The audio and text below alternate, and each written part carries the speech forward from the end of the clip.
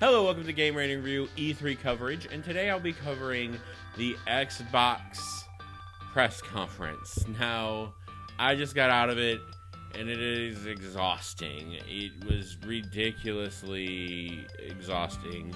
So many games. I took notes during it, and I have 26 items. 26. They went through so many games, it was tiring, and by the end of it, I needed a nap. I'm exhausted after watching it. You think, oh, they showed so many games, that's cool. I think they showed too many games.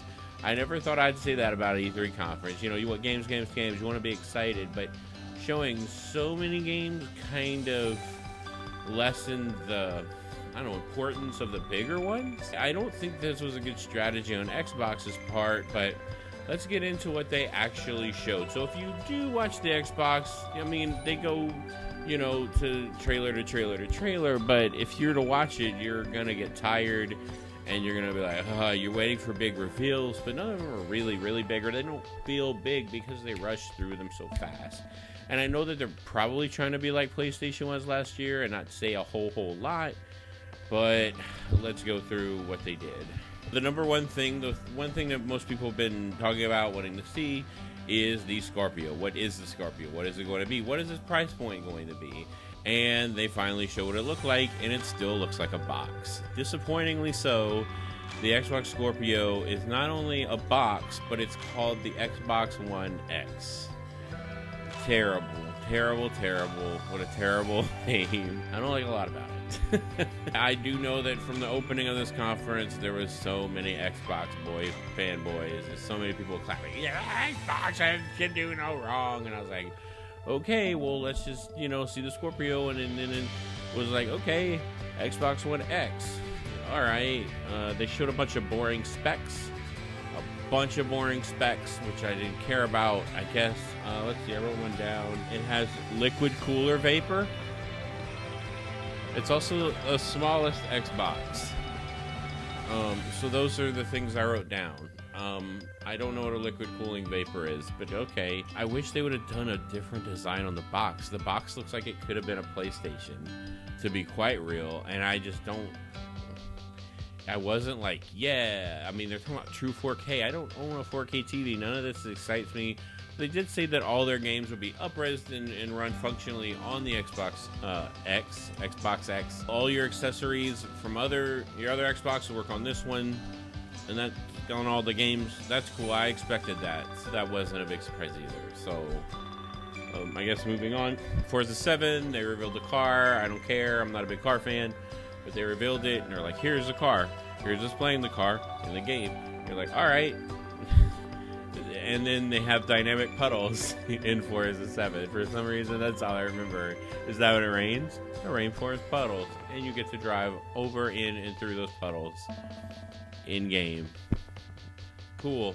Then they showed a really good preview to the new Metro game. If you're not aware of the Metro games, there's 2 of them that came out. Usually in a 2-pack there are in right now. I don't know, but I played one. It was okay. I got my butt whipped, so I never... Apparently that's a motto of my life, is when I get my butt whipped early on in a game, I don't play it, but it was really fun. I played probably 3 or 4 hours of Metro last night or whatever, but this looked great. Metro Exodus looks really good, had a really, really good preview. Showed Assassin's Creed Origins. I mean, it looks different. You get to use a horse and a hawk, or whatever that bird is in this, and you get to go underwater in this, and it's really, it looked like an Assassin's Creed game in Egypt called Assassin's Creed Origins. Yes. Now, before I start, I'm just going to start rattling off games, because this is right after Assassin's Creed. They just started game. Like, it was kind of like a regular conference up until after Assassin's Creed. Then it was like boom, boom, boom, boom, boom. And that was Assassin's Creed is only number 4 on my list, and then they just run through it. So hold on to your butts. PLAYERUNKNOWN'S Battlegrounds looked okay. Deep Rock Galactica actually looked interesting with its art style and all that other stuff. State of Decay 2, I was really excited to see it. Wish they would have shown more, but they didn't. DARWIN Project, don't remember it currently. They said the announcer in it was really bad. I kind of remember that. more Minecraft. I don't care. Like, they have some kind of super duper graphical thing, whatever. Dragon Ball Z fighter game, that looked interesting. Black Desert MMO, okay. The Last Night looked amazing. The graphics, the storytelling of it looked great. Artful Escape, also a great looking game. Code Vein was that vampire game that people have been hyped about. I can't believe they just put in the middle of all these trailers. Sea of Thieves showed that you can go on an island and you can go underwater. That's really cool. I'm glad that it's more expanded than you just fighting other ships on the sea, and there's actually missions, so that's kind of cool. It showed up a little bit of Tacoma. I've been looking forward to Tacoma. It's made by the people who made... Oh, come on, I'm such a roll. Oh, come on. I can't believe I'm messing up now. Gone Home. The creators of Gone Home made Tacoma. So, yeah, we'll see about that. Then, for some inexplicable reason, they showed Super Lucky's Tale, which just looks like they niced up Conquer from Conquer Bad Fur Day and just made a game from what they originally wanted from that. Then they did a release date for Cuphead, which will come out September 29th. I'm excited about that. Been waiting for Cuphead to come out, so it's cool to see that it has a release date. Then it showed Crackdown 3 that showed that it has like Borderlands style graphics to it. So I've never played a Crackdown. I wanted to play Crackdown 1. I think I have it on my 360. Then they showed a sizzle reel for ID at Xbox. Then they showed a game Ashen. That looked really cool. They showed Life is Strange Before the Storm. I think this is a prequel to Life is Strange that came out earlier last year. Then they showed Shadow of War, Mordor, Shadow of War. They showed... Actually, there's a pretty meaty preview of that. I'm not a big fan of that game, but a lot of people like it. Then they showed a sequel to Ori and the Blind Forest called Ori and the Wisp or something. I don't know. That looked emotional as heck. And then they finished, right? They finished all those games announcements.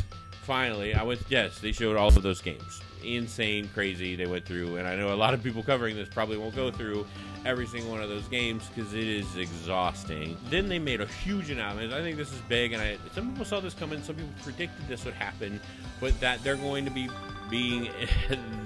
able to get original Xbox games on the Xbox One. So if you have your old original Xbox games, you can now play them. Well, not now, but sooner or later, play them on your Xbox Ones, giving you backwards compatibility.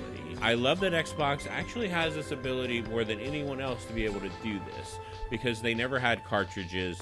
They've always had discs. Now, you could argue, yes, PlayStation has too, but Xbox doesn't have to reach as far as PlayStation to kind of get their backwards compatibility, but I wish other companies would learn from Xbox, because this is great, being able to just carry this stuff over. They really worked hard to be able to get this backwards compatibility going, and I hope that on their future systems that they also do that. This is actually extremely exciting for people who are Xbox fans who wanted to play their original Halo on their Xbox. That's great. Or play Halo 2. It's right there, even though the Master Chief Collection doesn't matter. You get to play original Xbox games, so yeah. But there was an article that came out before the E3 saying that not a lot of people is using the backwards compatibility. It's cool to have, it's cool to play your old games, but why play it when you got the new stuff? And you're only going to play it if you get really nostalgic, like I'm doing with BioShock currently. Then they showed a really good preview for Anthem. Anthem looks great. It's a brand new IP from EA. It looks awesome. It looks like an open world Destiny game with different mech suits that you can use. I think it looked amazing. And they dropped the price point for the Xbox One X, which was $499. Good. It's $500. It's not $600 like some people feared. But $500 is still kind of expensive considering how much consoles are right now. Because you can get a PlayStation 4 for $250, which is half the price. Which is an amazing system. So, interesting. Xbox One X, I'm not excited about it. I'm sure there are people who are super excited. They want to play their games in 4K. They want to try the new capabilities of the Xbox One X. And I'm going to say, if you're going to get one and you don't care about money, get an Xbox One X. Great.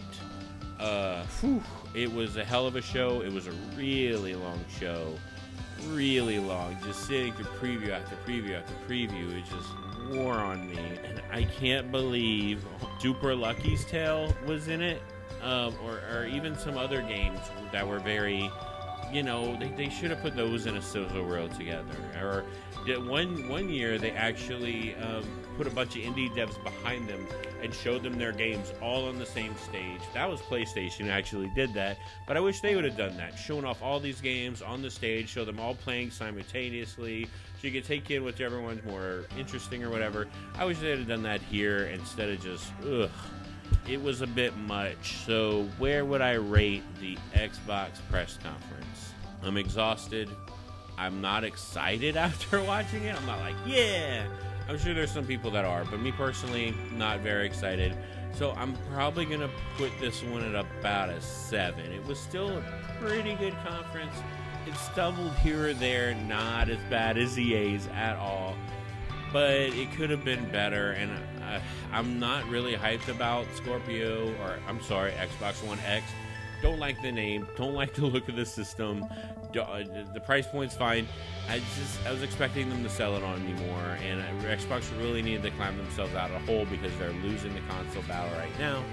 Even though, you know, they have a really great fan base, and, you know, if I would have bought Xbox One, I might be more of an Xbox fan, but I know people who have PlayStation, Xbox, they don't play their Xbox as much. That's my view, my opinion. That's what I've seen. But, you know, I just expected more. And, you expect E3 to be exciting, not exhausting. And that's why I'm going to give it a 7. I'm not going to go lower than that because it did have some really interesting things and exciting things. But it just wasn't great. So, yeah, thank you for watching Game Rating Review. Thank you for watching my E3 coverage. And please hit like, subscribe. That would help me out, tell people about my show. Stay tuned for me doing more reactions and stuff on this E3 stuff. Thank you.